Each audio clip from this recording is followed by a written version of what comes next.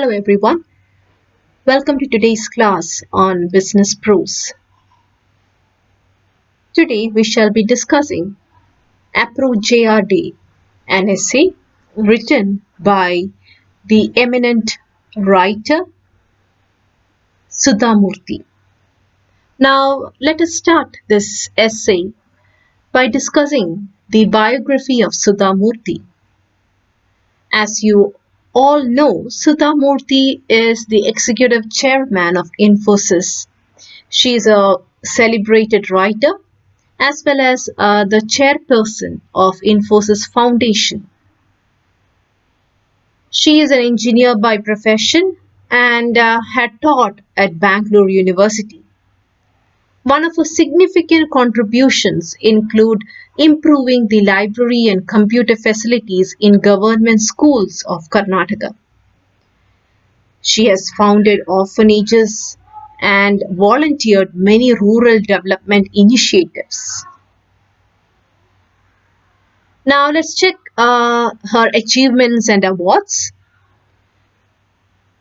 She has won the Rajalakshmi Award for her outstanding contribution to social work.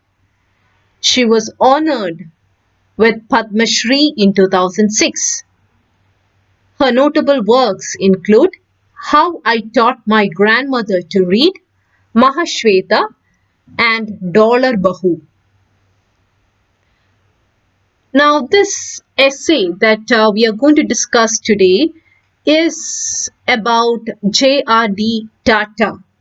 So, let us first discuss about the life and works of JRD Tata, 1904 to 1993. JRD Tata or Jahangir Ratanji Dadabhai Tata was born into the Tata family of India as the son of Ratanji Dadabhai Tata and his wife Suzanne Brer.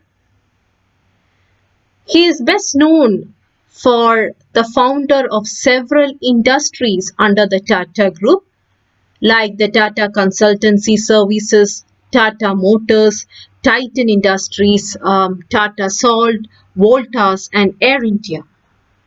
In 1993, he was awarded the French Legion of Honor, and in 1955 and 1992, he received Padma Vibhushan and Bharat Ratna respectively for his outstanding contribution for the society.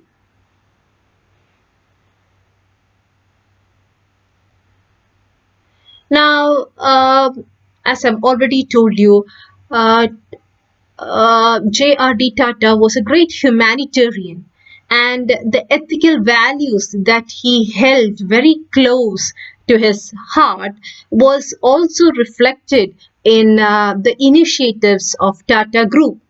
Now, Tata Group, if you examine, is a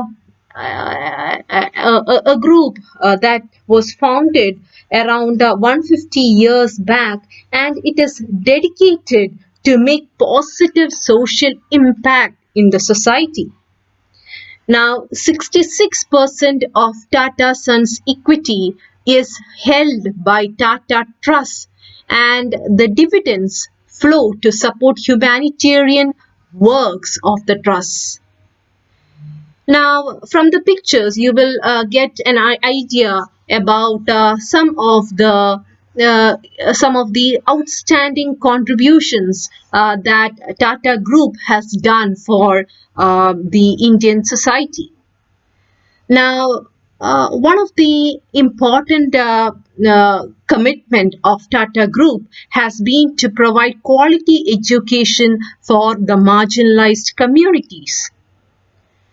Now, it is also committed to improving the health of women and children. Tata Group has also brought in skilling initiatives, that is, livelihood and digital literacy programs for the marginalized. Now, as the last picture here shows, It has dedicated itself to the conservation of the planet. Um, it has brought in greening initiatives as well as biodiversity preservation. So all these are the major initiatives of the Tata Group.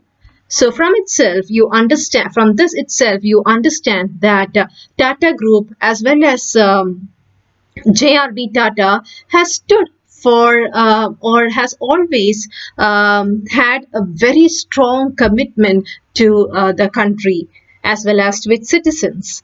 So what we see in this essay is JRD Tata as a great humanitarian, okay, as seen through the sketch provided by Sudhamurthy, who was one of his employees. Now, let us look at the background of writing this essay, Appro JRD. Now, before we move to the essay, we should know the meaning of Appro. Now, Appro is a Gujarati word which means ours. Okay, so it means our JRD. So this was a term, Appro was a term that was by which JRD was affectionately known in his Bombay house. Okay, now you should also know that the Tatas are a Parsi family who came to Mumbai from Gujarat, and that is why this Gujarati word Appro, as I've already told you, Appro means ours. Now, this essay serves as an ideal introduction to two eminent leaders. One is JRD Tata. We understand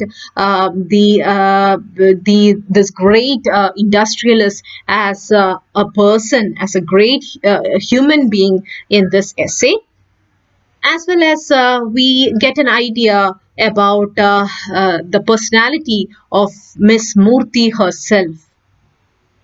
Now, what led to Murthy writing this essay? Now, while she was doing her post graduation, Miss Murthy happened to see an advertisement for engineers.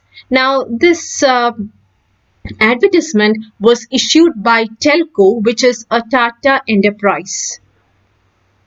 Now, she was shocked to see that in this advertisement was written this sentence that lady candidates need not apply. So she was extremely furious to see this gender bias, and she brought this inequality to the attention of JRD by writing a letter to him. Ironically, Miss Murthy landed a job in the very same company. So, what we see is that in this essay, Miss Murthy comes to have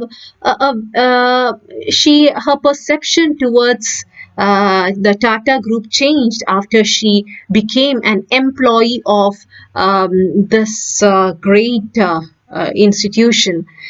She understood the humanitarian values that are very close to the Tata Group as well as to JRD Tata. So JRD is portrayed as a man of conviction, a man of great belief, as well as a very humble person. He is portrayed as a very humble person that is very rarely seen in the industrialists of his stature. Now, let's go through the essay. Since you don't have the textbook, I thought I will share the pages here so that you will get a better understanding of the text. So I'll be reading and explaining simultaneously. Please pay close attention to what I'm reading. Now, this is how the essay starts. It was probably the April of 1974. So that is when the whole the issue started. Bangalore was getting warm and gulmohars were blooming at the IISC campus. IISC is the Indian Institute of Science campus in Bangalore. So the Indian Institute of Science, as you know, it was established in 1909 with active support from Jamshedji Tata and Krishna Raja Vadiyar IV. Okay, so this is an institute for higher education by the Tata Group, and this is where Sudha Murthy studied. I was the only girl in my postgraduate department and was staying at the ladies' hostel. So, understand again, she was the only girl in her postgraduate department. That itself shows that Sudha Murthy was a very different person. She did not hesitate into entering the world that was uh, that was occupied only by males. Okay, so she wasn't hesitant like the other girls to enter into a man's only world.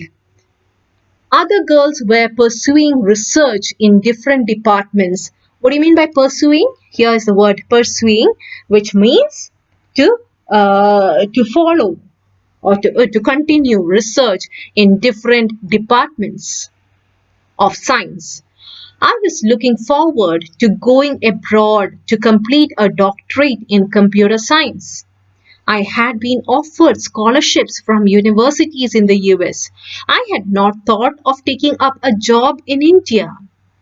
So, what do you understand about Sudha Murthy from these lines?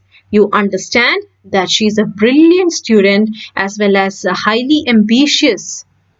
She intends to do her doctorate in computer science.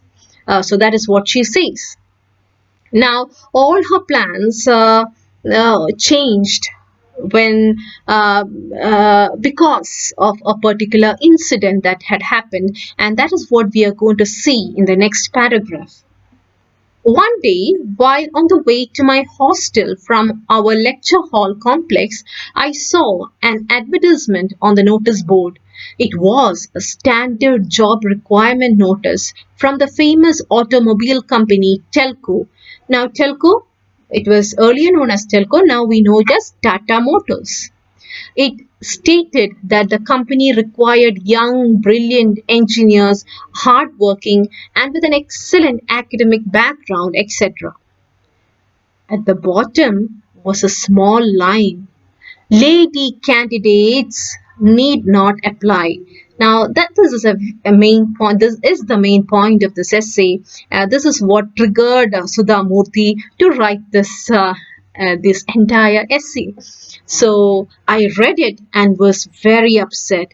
For the first time in my life, I was up against gender discrimination. So she is not a feminist. Sudha Murthy is not a feminist, and she had never fought for equality. But this was the first time that she stood against, or she stood to fight against gender discrimination. This single line, lady candidates need not apply. Though I was not keen on taking up the job, I saw it as a challenge. So, see what kind of a personality Sudha Murthy is. A person so much determined, extremely bold, as well as resolute. She thought that she took it as a challenge, and she thought that if women candidates cannot apply, then I should definitely get this job. So, this was her attitude. I had done extremely well in academics, better than most of my male peers. What do you mean by peers? Here's the word peers. Peers meaning equals, okay, or my companions, male companions. Little did I know then that in real life, academic excellence is not enough to be successful. So, She considered herself to be a brilliant student, academically much better than that of her male counterparts. But then, when it came to the real world, she understood now that just academic excellence is not enough, because men get all the privileges in the society.